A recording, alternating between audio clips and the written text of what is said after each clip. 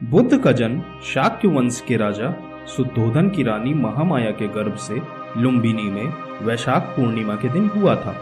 शाक्य गणराज्य की राजधानी कपिलवस्तु थी। सिद्धार्थ के पिता शाक्यों के राजा शुद्धोधन थे। बुद्ध को शाक्य मुनि भी कहते हैं। सिद्धार्थ की मां माया देवी उनके जन्म के कुछ देर बाद ही मर गई थी। कहा जाता है कि फिर एक ऋषि ने कहा कि वो या तो एक महाराज बनेंगे या फिर एक महान साधु।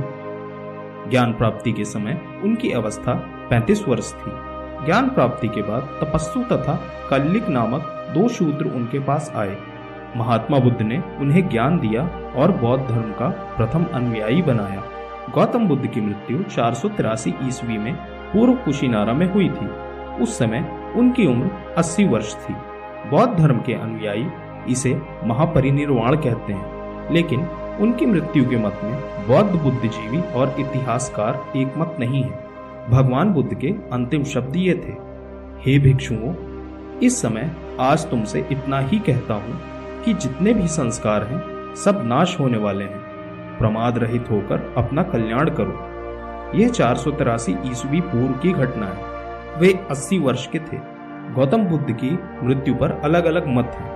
बौद्ध ग्रंथ महापरिनिर्वाण सूक्त में पाली भाषा में उल्लेखित है। उस वर्ष बारिश से पहले बुद्ध राजगृह में थे। वहां से वे भिक्षु संघ के साथ यात्राएं करके वैशाली पहुंचे।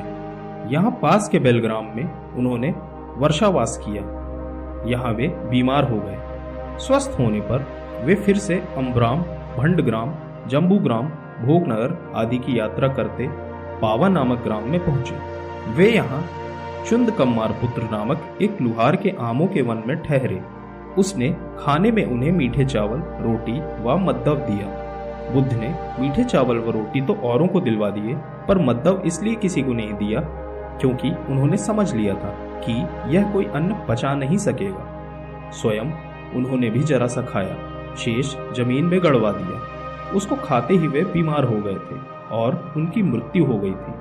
न्यू एनसाइक्लोपीडिया ब्रिटानिका में उल्लेखित है कि संभव है कि एक ग्रामीण व्यक्ति के घर कुछ खाने के कारण उनके पेट में दर्द शुरू हो गया।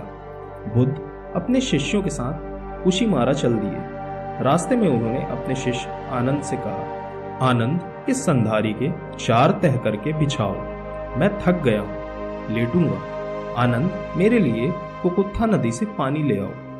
बुद्ध ने फिर उस कुकुत्था नदी में खूब स्नान किया। उसके बाद वहीं रेत पर चीर बिछाकर लेट गए। कुछ देर आराम करने के बाद अब वह चलने लगे। रास्ते में उन्होंने हिरण्यवती नदी पार की। अंत में कुशीमारा पहुंचे।